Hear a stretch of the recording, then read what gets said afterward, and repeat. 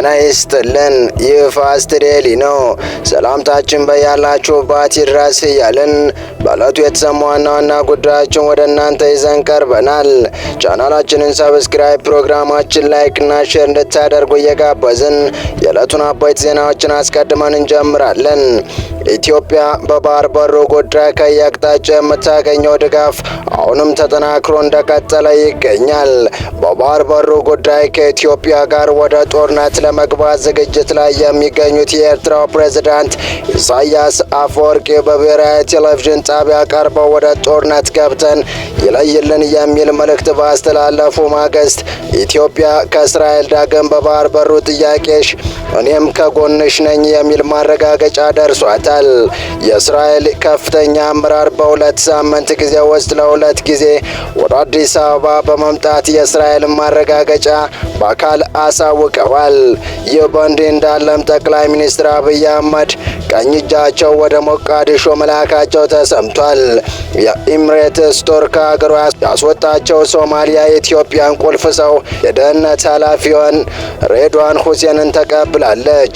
የደህንነቱ ሰው ጦር ሲወጣ ወደ ሞቃዲሾ ማቅናታቸው ያነጋገረ ሲሆን የጠቅላዩን ጥብቅ መልእክት ይዘው ሞቃዲሾ እንደገቡም ተሰምቷል። የእነዚህና ኢትዮጵያ ውስጥም ስመገናና የሆኑ ታዋቂ ፖለቲከኞች በምህረቱ ሊፈቱ መሆኑ ተሰምቷል። ከነዚህ መካከልም አቶ ክርስቲያን ታደለ እንደሚገኙበት የሚገልጸው መረጃ አክለን ይዘን ቀርበናል።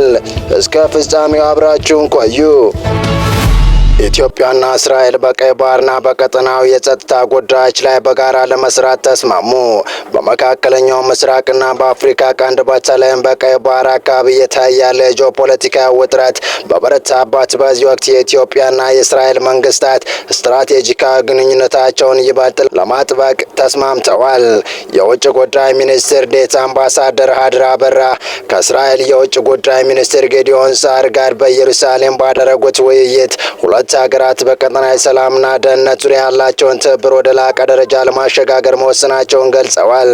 ይህ ከፍተኛ ባለስልጣናት ምክክር በዋናነት በቀይ ባህር ወሳኝ የባህር መስመር ላይ ያጋጠሙ ያሉ የጸጥታ ስጋቶች በጋራ ለመከላከል ለመመከትና ሽብርተኝነት እንቅስቃሴዎችን ለመግታት በሚያስችሉ ጉዳዮች ላይ ያተኮረ ነው። በቅርቡ በኢየሩሳሌም ለሚካሄደው አራተኛ የኢትዮ እስራኤል የፖለቲካ ምክክር መድረክ እንደመነሻ የታየው ይህ ውይይት ሁለቱ ወገኖች በቀጠናዊ ሰላምና መረጋጋት ለማስፈን መረጃ በመለዋወጥና በቅንጅት መስራት ለሁለቱም ሀገራት ብሔራዊ ጥቅም ወሳኝ መሆኑን ገልጸዋል። ከጸጥታው ዘርፍ ጎን ለጎን በሁለት ሀገራት መካከል ያለውን የኢኮኖሚ ትብብር ይበልጥ ለማሳደግና ጥልቅ ለማድረግ ሰፊ ፍላጎት መኖሩ ተገልጿል። በቀጣይ መረጃ የኢትዮጵያና ደህንነት ተቋም ኃላፊ በቀጠና ውጥረቶች መሃል ሞቃዲሾን ጎበኙ። የጠቅላይ ሚኒስትሩ መልእክት ለሶማሊያው ፕሬዝዳንት ማድረሳቸው ተጠቁሟል።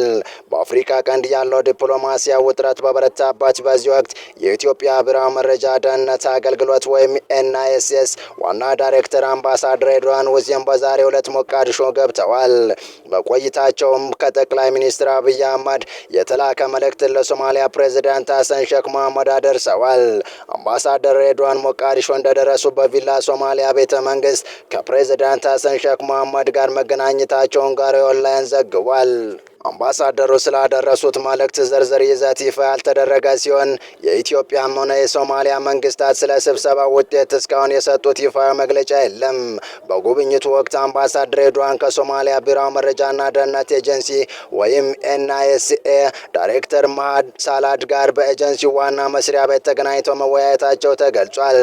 ሬድዋን ሀሰን ሼክ ጋር እንደተደረገው ውይይት ሁሉ የዚህም ውይይት ዝርዝር መረጃ ይፋ አልተደረገም።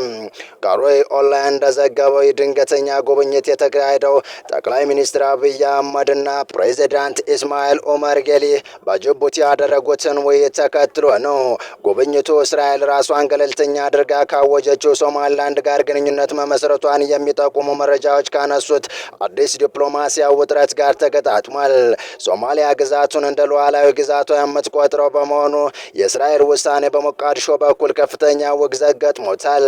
በተጨማሪም ከበርካታ ከዓለም አቀፍ ሀገሮችም ትችት እየቀረበበት ሲሆን ይህም የቀጠናው ሁኔታ ይበልጥ ውስብስብ አድርጎታል። ምንም እንኳን ይፋ መግለጫ ባይሰጥም የኢትዮጵያ ብሔራዊ መረጃና ደህንነት አገልግሎት ኃላፊ በሞቃዲሾ መገኘታቸው አዲስ አበባና ሞቃዲሾ በአፍሪካ ቀንድ ግንኙነት እጅግ አንገብጋቢ በሆነበት በዚህ ወቅት በቀጥታ የመገናኘት መስመሮች ዳግም ለመቀራረብ እያደረጉት ያለውን ጥረት አመላካች ተደርጎ የሚወሰድ ነው ሲል ዘገባው አትቷል። በመጨረሻም እውቅ የፖለቲካ እስረኞች በምህረት ሊፈቱ እንደሚችሉ ተሰማ። ከሰሞኑ አንዳንድ የማህበራዊ ትስስር ገጾች አሁን ላይ በእስር ላይ የሚገኙ ፖለቲከኞችን፣ ጋዜጠኞችና ምሁራን ጨምሮ ሌሎች የፖለቲካ እስረኞች በመንግስት ምህረት ተደርጎላቸው ሊፈቱ እንደሆነ የሚገልጹ መረጃዎች ሲሰራጩ ነበር። ይህን ተከትሎ መረጃውን የሚያጠናክር ወይም ሐሰትነቱን የሚገልጽ ማብራሪያ ከመንግስት በኩል ባይሰጥም እነዚህ የፖለቲካ እስረኞች ጉዳያቸው ሰላማዊ በሆነ መንገድ እንዲፈታ የኢትዮጵያ ሰብአዊ መብቶች ኮሚሽን ፍላጎት እንዳለው ሚዲያችን የደረሰው መረጃ ይጠቁማል።